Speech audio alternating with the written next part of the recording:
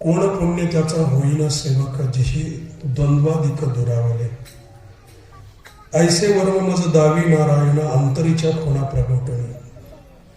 बहु अवघड आहे संत बेटी, तरी जग जेठी करुणा केली. तुका म्हणे मग नय वृत्तीवरी, सुखा शेजारी पहुडे. सर्वांच्या पाठातील अभंग आहे. कोण पुण्य त्याचा होईन सेवक. पहिली गोष्ट म्हणजे सेवक होणं ही वृत्तीच सामान्य नाही, लक्षात ठेवा. आज आपण सगळी माणसं आहोत, आपण मालक होण्यासाठी धडपडतोय, सेवक होण्याची इच्छा नाही आपली. व्यावहारिक जगामध्ये परमार्थाचा विषय सोडून द्या थोडा वेळ. व्यावहारिक जगामध्ये सुद्धा आज मालक सुखी आहे का नोकर सुखी आहे? गडी सुखी आहे. गडी सुखी आहे तरी सुद्धा आपल्याला गडी नाही होऊ वाटत किंवा सेवक नाही होऊ वाटत. कोण पुण्य त्यांचा होईन सेवक. सेवक व्हायचं पण कोणाचं व्हायचं हे कळायला पाहिजे. सगळ्यात महत्वाचा शब्द आहे इथं कोण पुण्य. म्हणजे माझ्या आयुष्यातलं काय पुण्य असेल, कोणतं पुण्य माझ्या आयुष्यामध्ये उपयोगी पडेल. कोण पुण्य त्यांचा होईन सेवक, जिही द्वंद्वाधिक दुरावले. कोणाचा सेवक व्हायचं. तुकोबरायांनी या अभंगाच्या माध्यमातून अद्वैतवादाचा सिद्धांत सांगितलेला आहे. संतांचं वर्णन करत असताना सुद्धा संत कसे आहेत त्याचं हे पहिलं लक्षण सांगितलेलं आहे. जिही द्वंद्वाधिक दुरावले. या चरणाकडे येण्यापूर्वी आपण एक गोष्ट लक्षात घेऊ की पहिली पात्रता संतांचे किंवा भगवंताचे दास होणं, ही जी पहिली पायरी आहे हीच आपल्यासाठी जीवनाला महत्वाची आहे. जोपर्यंत आपल्या शरीरामध्ये आपल्याला आपल्या देहाचा अभिमान आहे तोपर्यंत आपण कोणीही कोणाचंही दास नाही होऊ शकत. साधा सिद्धांत आहे. विश्वमाऊली ज्ञानोबा बोलतात, मी माझी आठवण विसरली जयाची अंतःकरण, पार्था तो संन्यासी जाण निरंतर. तो निरंतर आहे, त्याला अंतर नाही, त्याला अखंडित आहे तो. पण कधी मी माझी आठवण, आपल्याला मरेपर्यंत मी आणि माझं सुटतच नाही. तुकोबारांनी व्याख्या केली भक्ताची. भक्त ऐसे जाणं म्हटले. जाणणं वैयक्तिक आहे, म्हणजे तुम्ही एकट्याने जाणावं लागतं. दुसऱ्याची तपासणी नाही येते. दुसऱ्याला तपासून भक्त ठरवता येत नाही किंवा भक्त होता येत नाही. भक्त व्हायचं असेल तर तुकोबाराय म्हणतात, भक्त ऐसे जाण जे देही उदास, गेले आशा पाश निवारण, विषय येतो त्यांचा झाला नारायण, नावडे जगदन माता पिता. आता साधा मुद्दा आहे.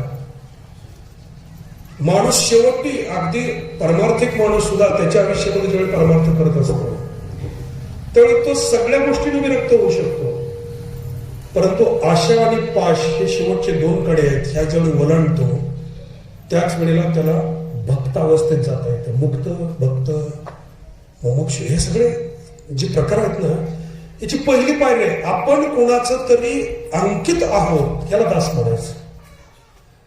अंकित होणं म्हणजे कोणाच्या तरी कृपाछत्राखाली जाणं. आता बघा, अंकित होण्याचे दोन प्रकार आहेत. काही माणसं दहशतीखाली अंकित जातात, काही माणसं गरजेपोटी अंकित होतात, काही माणसं एखाद्याबद्दल आदर वाटला म्हणून त्याच्या अंकित राहणं पसंत करतात.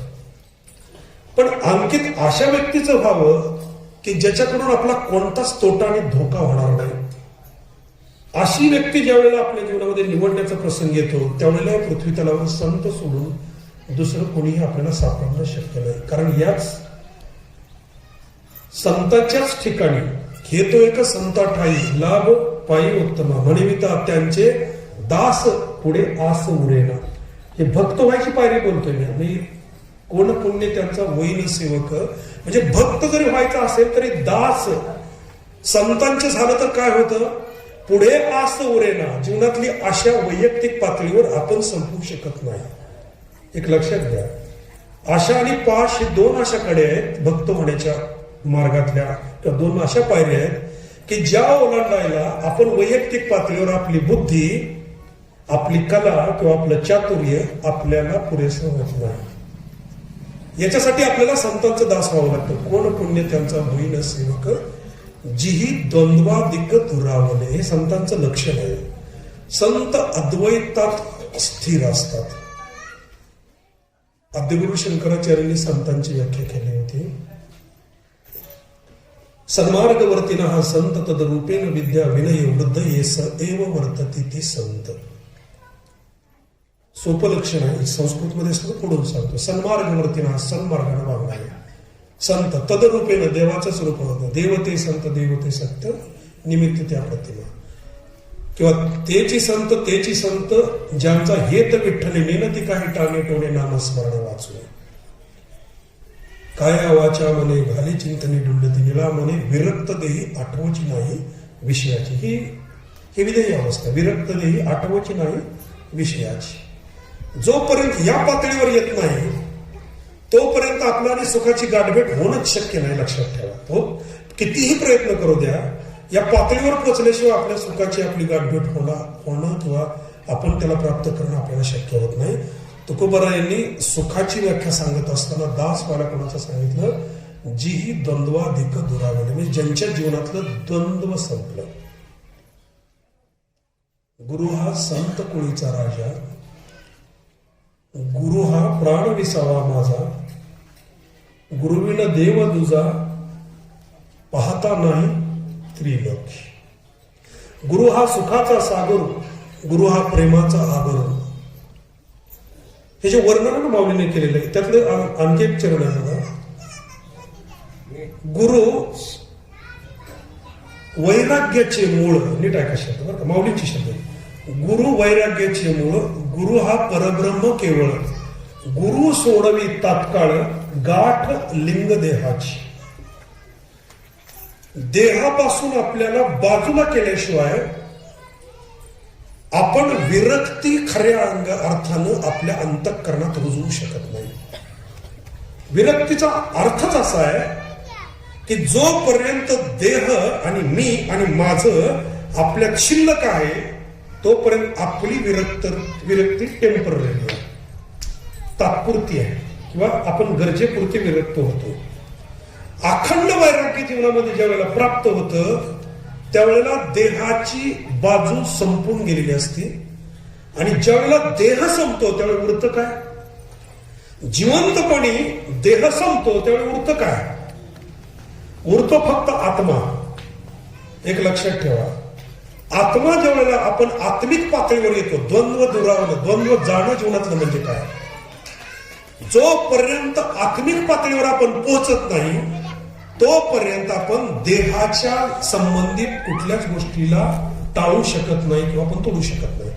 आणि देहाला जोडलेली सगळीच सुख दुःख, तुमच्या जीवनात कुठलंही दुःख आठवून पहा, कुठलंही दुःख जीवनात येणारं छोटं मोठं सर्वात मोठं जे काय असेल ते सगळीच्या सगळी दुःख फक्त देहाशी संबंधित आहेत. आणि त्या दुःखाच्या विरोधात आपला जो विचार चालतो तो ते तात्पुरतं जे सुख आहे ते सुख सुद्धा आपलं देहाच्या संबंधितच आहे. तर जोपर्यंत हे संपत नाही, गुरु वैराग्याचे मूळ, गुरु हा परब्रह्म केवळ, गुरु सोडवी तात्काळ गाठ लिंग देहाची. ही गाठ फक्त गुरु सोडून दुसऱ्या कोणालाही सोडता येत नाही. आणि गुरु हा संत कुळीचा राजा. संत आणि गुरु वेगवेगळ्या संपू नका. मग द्वंद्व जीवनातलं संपवायचं, संपलं, ठरवायचं. आपण आपल्या जीवनात आपली प्रवासाची पातळी चालू आहे.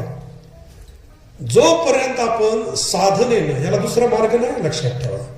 तुमची नामसाधना असू द्या, ध्यान साधना असू द्या, श्वासाचा मंत्र असू द्या किंवा सद्गुरु कृपेनं तुम्हाला जे जे दिलेलं आहे, म्हणजे संकल्प दीक्षा आहे, स्पर्श दीक्षा आहे, नेत्राने कृपादृष्टीची दीक्षा आहे किंवा स्पर्श दीक्षा आहे. 4 प्रकारे गुरुकृपा होते आपल्यावर. आपण अनुग्रहच नाही घेतला, ग्रहित करा. हे किती गरजेचं आहे तुम्हाला बोलतो. थोडं अवघड आहे चिंतन या अभंगाचं. अनुग्रह नाही घेतला, आपल्याला सद्गुरूंची आपली भेट नाही झाली. पण ज्या वेळेला व्यासपीठ चालू आहे, व्यासपीठावरती एखादी व्यक्ती विराजमान आहे, विणा चालू आहे, त्यावेळेला विणाच्या झणकाराबरोबर जे नामस्मरण चालू असतं ना, त्या नामस्मरणामधून शक्तिपात होत असतो. किंवा इथे जी अनुग्रहित लोक आहेत आणि ती ज्या वेळेला भगवंताच्या चिंतनामध्ये, संतांच्या वर्णनामध्ये एकरूप होतात आणि ऐकताना समाधी अवस्थेत जातात, त्यावेळेला ती माणसं जरी बसलेली असतात ना, तर त्या माणसाच्या अंतःकरणातून अशा लहरी बाहेर पडत असतात की त्या लहरी ज्यांच्यावरती अनुग्रह नाही यांच्यावर शक्तिपात करत असतात.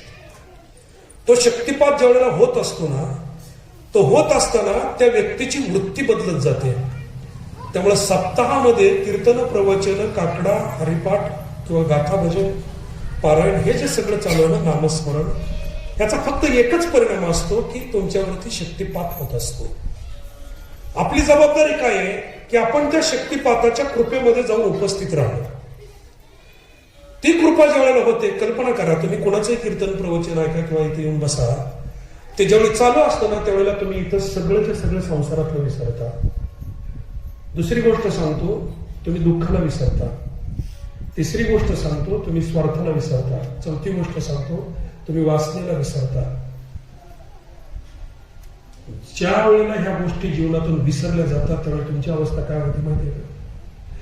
ब्रह्मरस गोडी तयासी फावली, वासना निमाली सर्व जयाची. नाही त्या विटाळ अखंड सोवळी, उपाधी वेगळा जाणीवेच्या. तेव्हा तुकोबारा आणखी खटेकीने वर्णन करतात. माझी मज झाली अनावर वाचा, छंद या नामाचा जोड. पण त्याच्या आधीचं चरण महत्वाचं आहे. विषयी विसर पडला निशेष, अंगी ब्रह्मरस ठसा आला. काय बोलतो हे? सत्याचं परिणाम बोलतो. दोन आपण पुढे आपल्याला बोलायचं. सत्याचा, कीर्तनाचा, प्रवचनाचा परिणाम काय होतो की त्या काळात आपण अनुग्रहित नसलो, आपल्यावर कृपा नसली तर इथं भगवंताच्या शक्तीचा शक्तिपात होतो. आणि शक्तिपात होत असताना आपल्या अंतःकरणातले षड्विकार त्या काळापुरते तरी दूर जातात. आणि दूर गेल्यानंतर सच्चिदानंद अवस्थेचा एक क्षण तरी सत्ता तुम्हाला देत असतो हे विसरू. म्हणून गावात सत्य असतो. तो एक क्षण सच्चिदानंद अवस्थेचा ज्याला गोडी लागली ना, तो गोडी परत ती शोधण्याचा प्रयत्न करतो. हा साधकाचा प्रवास आहे. सद्गुरूला शोधू नका, माणसाला शोधू नका. लक्षात ठेवा, सद्गुरू व्यक्ती नाही तर सद्गुरू शक्ती आहे. माणसं शक्तीला विसरली आणि व्यक्तीला पूजा करायला लागली. व्यक्तीमध्ये दोष असू शकतात, शक्ती निर्दोष असते. आसाराम बापू सारखी माणसं लाखो शिष्य समोर जोडणारी, यांच्याकडे शक्ती नव्हती असं समजू नका. शक्ती होती त्यांच्याकडे, पण त्यांच्यातली व्यक्ती संपली नव्हती. व्यक्ती संपली नव्हती म्हणून दोष निर्माण झाले. आणि एवढा मोठा समाज प्रभावित करणारा, शक्तिपात करणारा एक महात्मा, विकृतीच्या ज्यांना आपल्या इंद्रियावरती विजय मिळवता आला नाही अशी माणसं तुरुंगामध्ये गेली. म्हणून गुरु शोधू नका. ही जी गोडी या ठिकाणी लागते ना, त्या गोडीची आस धरा. या गोडीला पकडलं ना, भगवंता ती गोडी मला पुन्हा पाहिजे, मला पुन्हा पाहिजे, ही आपली इच्छा, ही आपली वासना तुकोबारायांच्या वासनेशी जर जुळवली. तुकोबाराय काय म्हणतात बघा, आपण काय मागतो देवाकडे आल्यानंतर? देवाला आपण प्रापंचिक मागतो. देवाला आपण परमार्थिक काय मागत नाही. लक्षात ठेवा, देवाला आपण प्रापंचिक मागतो. जेवढे तुम्ही पुराण वाचाल, पुराणामध्ये सगळीकडे त्यानं तपश्चर्या केली किंवा त्याला जर जेवढी राक्षस आहेत ना, या सगळ्यांनी अध्यात्म सोडून सगळं मागितलेलं आहे. शुद्ध भक्त प्रल्हादानी भगवंत सोडून काहीच मागितलं नाही. पण त्याच्याच बापाने हिरण्यकश्यपूने साक्षात ब्रह्मदेव प्रसन्न झाल्यानंतर सुद्धा त्यानं आध्यात्मिक नाही मागितलं. त्याने काय मागितलं? संसार, अमरत्वच मागितलं. माणसाकडून नको, प्राण्याकडून नको, स्त्रीकडून नको, पुरुषाकडून नको, घरात नको, बाहेर नको, दिवसा नको, रात्री नको. हे जे मरायचं आहे ना, असं लांबच यादी, ही यादी देहाशी संबंधित झाली. ह्याचा काय संबंध आहे का? त्यामुळं आपल्यामध्ये, त्या राक्षसामध्ये त्यांनी 1000 वर्ष तपश्चर्या केली. आपल्या जीवनात तप तर संपूनच गेलेलं आहे. आपण तप कर देवासाठी बसलोय, शुद्ध आत्म्याच्या साक्षात्कारासाठी बसलोय. तो क्षण म्हणजे आपल्या जीवनातलं तप आहे. आपण किती वेळ करतोय? नाही करत, होत नाही आपल्याच्याकडे. तरी सुद्धा आपण देवाकडे आलो तर आपण मला हात वर करून सांगा करायचं की देवाकडे परमार्थिक मागणी मागितली, अशी माणसं सांगा बघा. जोपर्यंत संसार आणि हिशोब डोक्यातला संपत नाही तोपर्यंत परमार्थिक मागायचं सुचतच नाही. तुम्ही किती प्रयत्न करू का, सुचतच नाही ते. त्यामुळं भगवंताकडे जी मागणी मागली तुकोबारांनी बघा, देव वसे चित्ती त्याची घडावी संगती, ऐसे आवडते मना देवा पुरवी वासना. काय मागितलं त्यांनी? देव असे चित्ती. आता एक तुम्हाला येतो. एक बघा, देव प्रत्यक्षात साकार रूपामध्ये सगुण रूपामध्ये भेटणं आणि देवाचा निर्गुणाचा साक्षात्कार होणं यातलं श्रेष्ठ कनिष्ठ असं काही नाही. नवविधा भक्तीतल्या कुठल्याही मार्गाने आपल्याला भगवंतापर्यंत पोहोचता येतं असं आपलं श्रीमद भागवत सांगतं. श्रवणम कीर्तनम विष्णू स्मरणम पादसेवनम अर्चनम वंदनम दास्यम सख्यम आत्मनिवेदनम कुठलंही असू दे. तुकाराम महाराजांना पहिला साक्षात्कार झाला. कसा झाला? कुठं झाला? कुठं झाला तुकाराम महाराजांना साक्षात्कार? सांगा ना. भगवंताची प्राप्ती तुकोबरायांना झाली. पहिली त्यांनी वर्णन केलेलं आहे. 15 दिवसा माझे झाला साक्षात्कार, विठू भेटला निराकार. भंडारा डोंगरावर पहिला साक्षात्कार आहे, पहिलं वर्णन आहे. कसा भेटला? निराकार, निर्गुणाची उपासना आहे ती. मग ते निर्गुणाच्या उपासनेमध्ये गेल्यानंतर आपल्याला देव भेटला. परिणाम काय झाला? देव भेटल्यानंतर परिणाम काय झाला? ज्या चित्तामध्ये इतर विषय होते, ज्या चित्तामध्ये संसार होता, ज्या चित्तामध्ये षडविकार होते, ते सगळे निघून गेले. आणि कोणाला? विठू भेटला. मग काय होतं? मग काय होतं बघा, भगवंताची प्राप्ती जर चित्तामध्ये झाली ना तर परिणाम काय होतं? तुकोबराईसारख्या संतांनी वर्णन केलंय की त्याची घडावी संगती. ऐसे आवडते मला देवा पूर्णी परिवास. देव वसे चित्ती 60वीला हरी. आता ऐका, 60वीला हरी जी हृदय मंदिरी त्यांची सरली रसार सफल झाला व्यापार. हरी आला आता मग कैशी भय चिंता. शेवटचं चरण महत्वाचं आहे. तुका म्हणे हरी काही उरू नेली उरी. हे महत्वाचं आहे. एकदा भगवंतात आला की आपल्या उरामध्ये म्हणजे चित्तामध्ये काही उरू नेली उरी. तो देव दुसरं काय शिल्लक ठेवत नाही. अशा अवस्थेत जेवढे येतो तो महात्मा द्वंद्वातीत असतो. जीही द्वंद्वाधिक दुरावले. म्हणजे त्यांनी काय केलं? देहाला विसरून आपण जिवंत असताना ज्या वेळेला अस्तित्वाचं भान आपल्याला राहतं ते फक्त आत्मिक पातळीवर आहे. आणि मग हे द्वंद्व आत्मिक पातळीवर कुठंच नाही. हे का बोलतो मी? माणसामध्ये फक्त आत्मिक पातळीवरच समानता आहे. फक्त आत्मिक पातळीवर. 2 जुळे भाव असले तरी त्यांच्यात काहीतरी फरक आहे. तुमच्या हाताच्या अंगठ्याच्या ठशासारखा जगात दुसरीकडे ठसा नाही. तुमच्या लाळीमध्ये जे डीएनए येतात ते तुमच्याकडे दुसरीकडे कुठे मिळणार नाही. म्हणजे बरेच डॉक्टर असतात तुम्हाला सांगतो. म्हणजे तुम्हाला बनवताना देवाने तुम्हाला स्पेशल बनवलंय. तुमच्यासारखी डुप्लिकेट कॉपी जगात नाही. यू आर अ स्पेशल आणि एकटे या तसं बनवलेलं आहे देवाने. पण ते बनवलेलं असताना सुद्धा आपल्याला जो बदल दिसतो ना तो आपण प्रत्येक वेळेला दाह्य पातळीवर पाहतो. बघा, संत एकनाथ महाराजांनी रामेश्वरला जी काशीची कावड चालली होती पाणी, ते गाढवाला का पाजलं? का पाजलं? बरीच लोक सांगतात की गाढव तहानेने व्यापवून तरफडत होते. बरोबर असं सांगितलं जातं ना, तहानेनं तरफडत होतं. पण मला असं वाटतं की नाथ महाराजांनी जी पाणी पाजलं ना गाढवाला ते आत्मिक पातळीवर येऊन पाजलं. त्याचा आत्मा माझा आत्मा फरक नाही. रेड्यामुखी वेद बोलविला, गर्भद्विजांचा हरविला, शांतीरूप प्रगटला ज्ञानोमाचा. का बरं? रेड्यामुखी वेद बोलवला. हे कसं शक्य झालं? हे आत्मिक पातळीवर शक्य झालं. आत्मा समान नसता तर रेड्यासारखा प्राणी, लोक म्हणतात बाबा रेड्या नावाचा माणूस असेल, रेड्याच्या बुद्धीचा नाही. असं नाही येते, असं नाही येते. विश्वासच ठेवला पाहिजे की आमच्या मौलींनी रेड्यामुखी वेदच बोलवला. ठाम पाहिजे वारकरी त्याच्यावर. त्याच्या मनात नाही आलं पाहिजे असं झालं असेल काम तसं झालं असेल. आत्मिक पातळीवरती ही समानता. चित्त शुद्ध तरी शत्रू मित्र होते, व्याघ्रही खाती सर्पतया. विषते अमृत आघात तो हित अकर्त विनीत होत ते.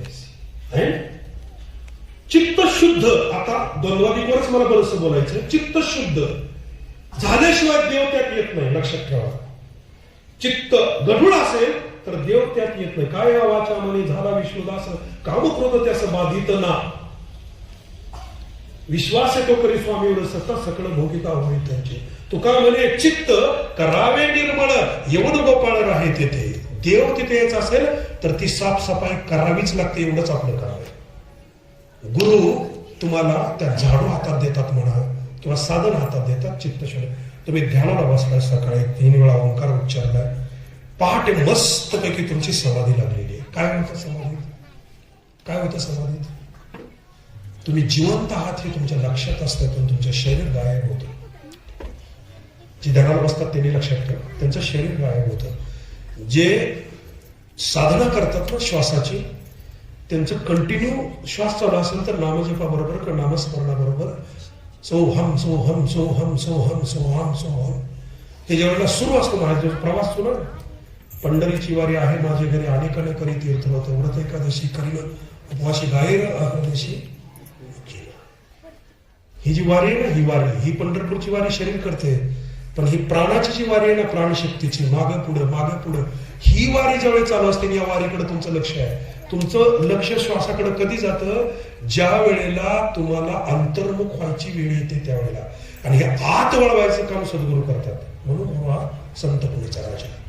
मग गुरु वैराग्याची मूळ, गुरु परब्रह्म केवळ, गुरु सौडवी तात्काळ गाठ लिंग देहाची. गुरुनी मंत्र दिला, गुरुनी श्वासाचा मंत्र दिला, गुरुनी ध्यानाचा संकल्प केला, तुम्ही ध्यानाला बसला, ही वारी लक्षात येते. श्वासाकडे लक्ष ठेवावं, खालीवर जाणाऱ्या श्वासाकडे लक्ष ठेवावं. हे लक्ष ठेवत ठेवत ठेवत ठेवत ठेवत ठेवत ठेवत श्वासही थांबतो, जगही संपतो, देहही संपतो. मी आणि तो सोडून दुसरा कोणीच उरत नाही, मी दुसरा राहतच नाही. मी म्हणजे तो अहम ब्रह्मास्मी तत्वमसी अयमात्मा ब्रह्म प्रज्ञानाम ब्रह्म. वेदांच्या 4 महावाक्याचा अर्थ ज्या वेळेला स्वतःला कळतो त्यावेळेला या जगात आत्मा सोडून आपल्याला काहीच दिसत नाही. आणि ज्याला आत्मा सोडून काही दिसत नाही त्याच्या जीवनातलं द्वंद्व जातं, लक्षात ठेवा. तो कुणाचाही द्वेष करू शकत नाही, तो कुणाचाही मत्सर करू शकत नाही, तो कुणावर रागवू शकत नाही, त्याच्या अंतःकरणात स्वार्थ उरत नाही, त्याच्या अंतःकरणात लोभ उरत नाही. काम, क्रोध, लोभ, मद, मत्सर, अहंकार हे आपल्या पातळीवर आपण संपवू शकत नाही. म्हणून त्यांच्याबरोबर झालं. जीही द्वंद्व कोण पुण्य त्यांचा होईल सेवक. तुकोबाराने त्यांचं सेवक व्हायचं का लिहिलं? याचं एकच कारण आहे, जीही द्वंद्वादी कदुरावले त्यांच्या संगतीत गेला तर त्याच्या हातकडून जो होणारा शक्तिपात आहे, त्याच्या अंतःकरणातून होणारी कृपा आहे, त्यानं माझ्या जीवनामधला अशा विकाराचा भाग जातो. म्हणून कोण पुण्य, काय पुण्य आहे, कोण पुण्य त्यांचा होईल सेवक. म्हणून एक गोष्ट लक्षात ठेवा, अधिकार नसताना म्हणतो मी अर्धवट वाक्य सोडलं होती की गुरु व्यक्ती नाही, गुरु शक्ती. कारण गुरुची व्याख्या काय? गुरु ब्रह्मा गुरु विष्णू गुरुदेव महेश्वर, गुरु साक्षात परब्रह्म. कसं आहे आपलं परब्रह्म? कसं आहे आपलं ब्रह्म? सत्यम जगन मिथ्या जीव ब्रह्मा ना परा, ते एकच सत्य आहे. सत्य तू विठ्ठला, तो एकच सत्य आहे. बरोबर? ब्रह्म कसं आहे आपलं? गुरुची व्याख्या कशी आहे? रूपरेखा नाही जे आकार आम्ही तो साकार भक्ती केला, आम्ही केला तो भक्तीला आम्ही साकार केला. मूळ कसा आहे? विठू भेटला निराकार, तो निराकार आहे. तुझं सगुण म्हणू की निर्गुण आहे? सगुण निर्गुण आहे का गोविंद गुण आहे? मग एक लक्षात ठेवा, आपल्याला निर्गुणाच्या साक्षात्काराचा ज्या वेळेला जीवनामध्ये भाग अनुभव करून देणारी जी व्यक्ती असते ना, ते सद्गुरू आहे. मग गुरुची व्याख्या अजून काय केली? अखंड मंडलाकारम व्याप्तम येन चराचरम तत्पदम दर्शितम येन तस्मै श्री गुरवे नमः. चराचराती शक्ती आहे. अखंड मंडलाकारम सगळीकडे. पुढं अज्ञानतिमिरांधस्य ज्ञानांजन शलाकया चक्षुरुन्मीलितम येन तस्मै श्री गुरवे नमः. अजून तिसरी व्याख्या काय? अज्ञानतिमिरांधस्य, अज्ञान कोणतं आहे? देहाला मी म्हणणं हेच अज्ञान आहे. मी म्हणजे देह हेच अज्ञान आहे, मी म्हणजे आत्मा हे ज्ञान आहे. हे ज्ञान. ओम नमो ज्याद्या वेद प्रतिपाद्या जय जय स्व स्वयं विद्या आत्मरूपा. पहिला नमस्कार ज्ञानदेवी त्याला केलेला. अर्जुना समत्व चित्ताचे तेचे सार जाण योगाचे जेत मन आणि बुद्धीचे ऐक्यादी. देखे अखंडित प्रसन्नता आती जेत चित्ता तेथे रिगणे नाही समजता संसार दुःख. म्हणजे काय? चित्त शुद्ध केलं की त्यात देव येतो, देव त्यात आला की जीवनात कुठलंच काही दुःखाचं शिल्लकच राहत नाही. मागणंही शिल्लक राहत नाही, भोगणंही शिल्लक राहत नाही. त्याला वय लागत नाही. मुक्ताबाईचं वय काय? माऊलीचं वय काय? सोपानदेवांचं वय काय? त्याला म्हातारं व्हावं लागत नाही. त्याला फार मोठा अनुभव यावा लागत नाही. त्यामुळे आपल्या चित्तामध्ये, आपल्या अंतःकरणामध्ये, आपल्या शरीरामध्ये देव आहे, पण आपल्या चित्तात देव नाही. लक्षात ठेवा. आपल्या शरीरात देव आहे. गीता सांगते अहम वैश्वानरो भूत्वा प्राणिनाम देहमाश्रिता प्राण अपान समायुक्त पचाम्यन्नम चतुर्विधम. आणखी एका अध्यायात म्हणतात भगवंत सर्वस्य चाहम हृदि सन्निविष्टो मतस्मृती ज्ञानमपोहनंच वेदैश्च सर्वैरहमेव विद्यो वेदांत कृतवेद विदेवचा. मला एवढंच सांगायचंय की संसारातल्या दुःखावरचं कारण संसारातच मिळेल. संसाराच्या दुःखाचं समूळ उच्चाटन करायचं असेल तर त्याचं कारण मात्र परमार्थात मिळेल. दारिद्र्य आहे, सोंगट करून सांगतो, गरिबी आहे, दारिद्र्य आहे. दारिद्र्य जायचं असेल तर पैसाच लागतोय. पैशाच्या ठिकाणी दुसरं काय चालतंय तुम्हाला? संसारातल्या दुःखाचं कारण तुम्हाला संसारात सापडतं. काय? पैशाला दरिद्री जायला पैसाच पाहिजे. तिथं तुमचं ज्ञान काय कामाचं नाही, तिथं पैसाच लागतोय. मुलाची फी भरायची, तुम्ही 2 श्लोक उच्चारून चालतंय? पैसेच द्यावे लागतात. त्याचं कारण तुम्हाला संसारातच सापडेल, पण त्याचं समूळ उच्चाटन मात्र तुम्हाला परमार्थात सापडेल. समूळ उच्चाटन काय? समूळ उच्चाटन काय? की तुम्ही तुमच्या अंतःकरणाला ज्यावेळेला आत्मिक पातळीवर घ्या आणि तुम्हाला आपल्या आत्म्याचा साक्षात्कार होऊन तुम्ही त्या अवस्थेत जाल आणि चित्तामध्ये भगवंताला साठवून धराल, त्यावेळेला देहाशी जोडलेलं कुठलंच दुःखच उरत नाही. दारिद्र्याचं दुःख कुणाशी आहे? देहाशी संबंधित आहे. तुकोबरायांनी सावकारकीच्या वह्या सगळ्या इंद्राणीत बुडवल्या. का बुडवल्या? व्यावहारिक पातळीवर विचार करणं. का बुडवल्या? का बुडवल्या? डॉक्टरी पेशीच्या उदाराच्या वह्या सुद्धा बुडवायचं धारण डॉक्टरचं होणार नाही बुडवायचं. का बुडवल्या? त्यांच्या डोक्यातला हिशोब संपला होता. कळतंय मी काय बोलतो? त्या शेतकऱ्याची कळकळ वाटली. हे जे संतांचं लक्षण आहे, मृदू सभाय नवनीत तैसे सज्जनांचे चित्त, ते आहे, पण त्यांची कळकळ म्हणून नाही. माझ्या डोक्यातला हिशोब संपवायचा आहे. पण ज्याच्यात हिशोब आहे तेच बुडवलं. कळतंय मी काय बोलतोय? की बुडवायची वृत्ती कुठून आली? ही बुडवायची वृत्ती हिशोब संपल्यावर. आणि हिशोब कधी संपला? तू आणि मी एकच आहे. तू आणि मी वेगळा नाही. हे द्वंद्वाधिक आहे, दुरावले. हे दुरावल्याशिवाय शक्य नाही. त्यामुळे एक लक्षात ठेवा, मिळवणं गैर नाही. जोडून या धन उत्तम वारी उदास विचारे मेच करे. त्या अभंगाचं चरण काय? तुका म्हणे हेची आश्रमाचे फळ परम पद बळ वैराग्याचे. संसारात मोठी गाडी, मोठा बंगला, चांगली साडी, चांगली दागिने, चांगली लेकर, हे नाही फळ संसाराचं. तुकोबारांनी वर्णन केलेलं आहे. परम पद बळ वैराग्याचे. संसारामध्ये जेवढं लवकर वैराग्य येईल तेवढा संसार सफल झाला म्हणून समजायचं. वैराग्य नाही तर करोडोची इस्टेट असू द्या, हे सफल होईल. धन मिळवणी कोटी सहे नैवेरे लंगोटी. पाने खाशील उदंड अंती जास्त सुकल्या तोंड. पलंग नहाल्या सुप्ती शेवटी गोवऱ्या संगती. तुका म्हणे श्रम एक विसरल्या मेघराजा म्हणले काय? त्यामुळे आपल्या जीवनात संसार देखे अखंडित प्रसन्नता आती जेत चित्ता तेथे रिगणे नाही समजता संसार दुःखात. मौलीचे शब्द आहेत. अखंड चित्त प्रसन्न कधी होईल? ज्यावेळी त्या चित्तातलं सगळं जाऊन देव येईल. देवाला चित्तात, त्यालाच देव प्रसन्न झाला म्हणतात. देव प्रसन्न होणं म्हणजे चतुर्भुज समोर उभं राहणं हे नाही. देव प्रसन्न होणं म्हणजे आपल्या चित्तातलं सगळंच निघून जाणं आणि तिथं देव येणं. जीही द्वंद्वाधिक दुरावले त्यांच्या सेवकाच तुकोबारा म्हणतात. कोण पुण्य त्यांचा होईन सेवक जीही द्वंद्वाधिक दुरावले. असे जीवनातलं द्वंद्व संपलेली माणसं कधी तोंडानं सांगत नाही. मी संत आहे, मी हबप आहे हे सांगत नाही. नावापुढे त्या कधी पदव्या लावत नाही. ज्यांच्या जीवनातलं द्वंद्व संपलं त्यांच्या डोक्यातला हिशोब संपला. हिशोब डोक्यातला लवकरात लवकर संपला पाहिजे. तुम्ही म्हणा डॉक्टर 1 वाजेपर्यंत काम करताय, तुमचा हिशोब संपला. फिरताय ना रात्रंदिवस. आई इथे यायला सुद्धा 15 मिनिट लेट झाले. थांबलंय का काम? नाही थांबलं. थांबू पण नाही. तुम्हाला खरं सांगू, माणसाचं जिवंत असल्याचं लक्षण काय असेल माहिती आहे?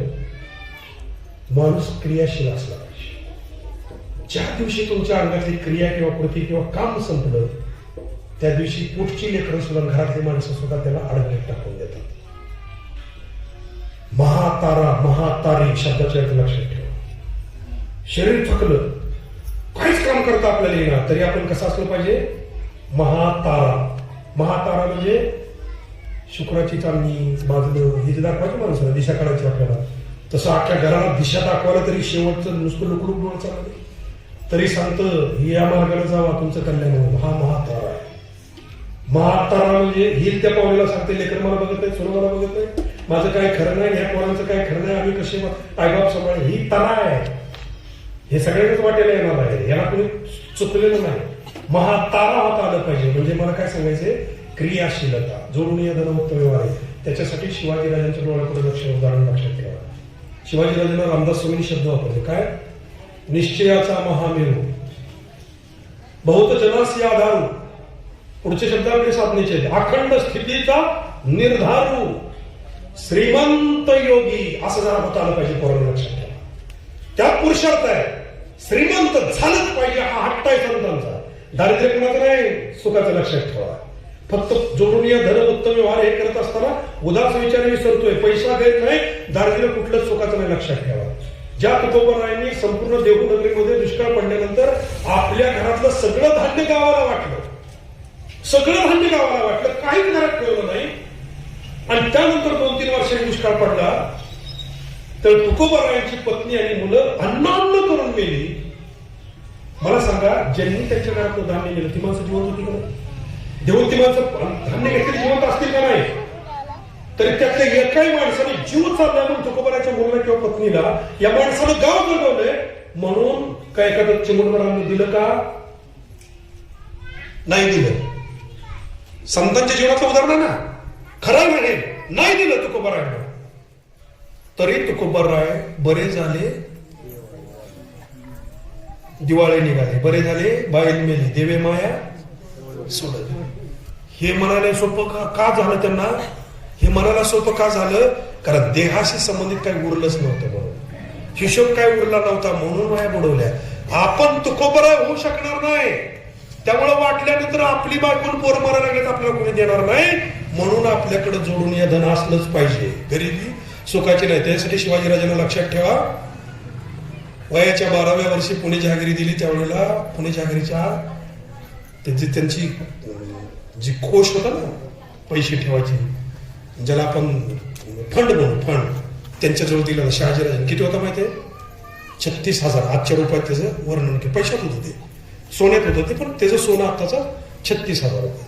आणि 3 एप्रिल 1680 शिवाजीराजांनी रायगडावर देह ठेवला. त्यावेळी शिवाजीराजांच्या रायगडाच्या खजिन्यात आकडा होता 4 लाख कोटी रुपये. किती वर्षात? 50 वर्षाच्या आयुष्यात 12 वर्ष ते उरलेलं काळ, म्हणजे किती? 38 वर्ष. तेवढं उत्पन्न किती? 4 लाख कोटी रुपये. मी हे का सांगतो? आपल्याला महाराजांशी जोडायचंय.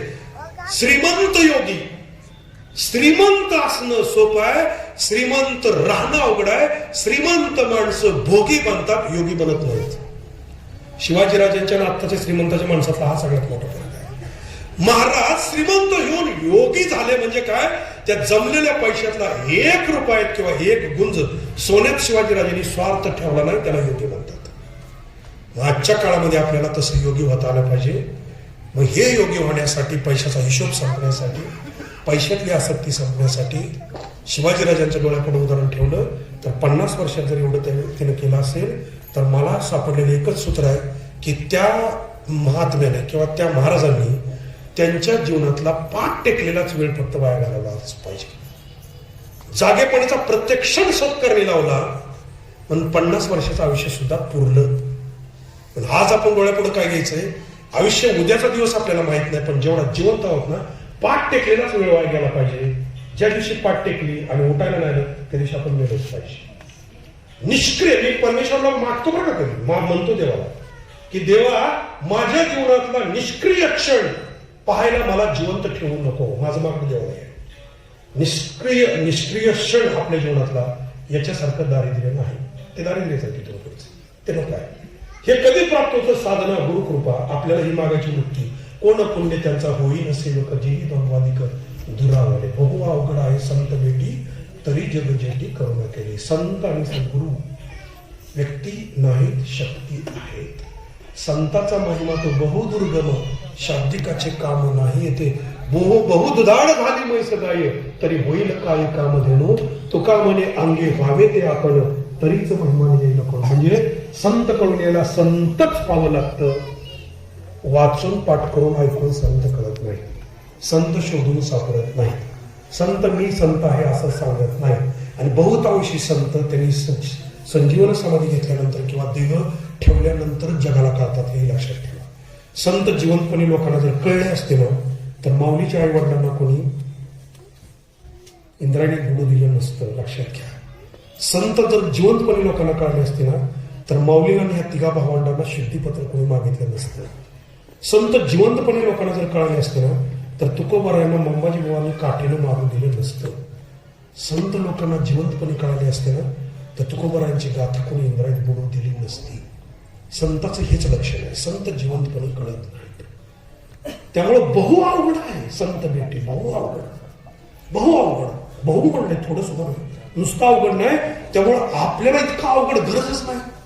तरी जगजेठी करुणा केली, त्यानं करुणा केली तर मात्र तो दूर नाही, तो भेटल्याशिवाय राहत नाही.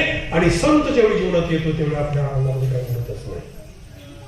धन्य आजी दिन झाले, संतांची दर्शन झाली. पापा तापा तुटी दैन्य गेले होती. झाले समाधान पायी विसावले मन. तुका म्हणे आले घरा तोची दसरा दे दिवाळी असते. संसारात काय आधी आहे? दसरा दे का दिवाळी आधी आहे? दसरा म्हणजे मग तुका बरं असं का नाही म्हणत? तोची म्हणजे दसरा दिवाळी असं का नाही म्हणलं? तुका म्हणे आले घरा तोची दिवाळी दसरा. आता इथंही मी काय आहे? बहु अवघड आहे संत भेटी तरी जगजेठी करुणा केली. ते काय करुणा केली? काय करुणा करतो देव? दिवाळी आधी आणतो. दिवाळी काय? दिवाळी काय? दिवाळी काय? दिवाळी शब्दाचा अर्थ काय? दीप म्हणजे दिवा.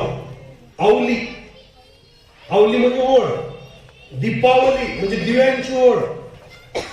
बरं आहे ना? 5 मिनिट वेळ मला. मी सांगतो ते दिवाळी आधी का आली, दसरा पुन्हा का आला.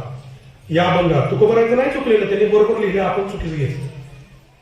बहु अवघड आहे जे संत भेटी तरी जगजेठी करुणा केली. काय करतात देव? दीप आवली. दिवाळी आहे ती. दीपावली म्हणजे दिव्यांची ओढ आहे. पहिला दिवा कुठला आहे दिवाळीचा? पहिला दिवा कुठला आहे? तुम्ही सांगा. आता महिला माता बहिणीला तुम्ही सांगा. पहिला धनत्रयोदशी. त्याच्या आधी वसुबारस. दिवाळी कुठून सुरू होते? वसुबारस. वसुबारसला दिवा कुठे लावायचा आहे?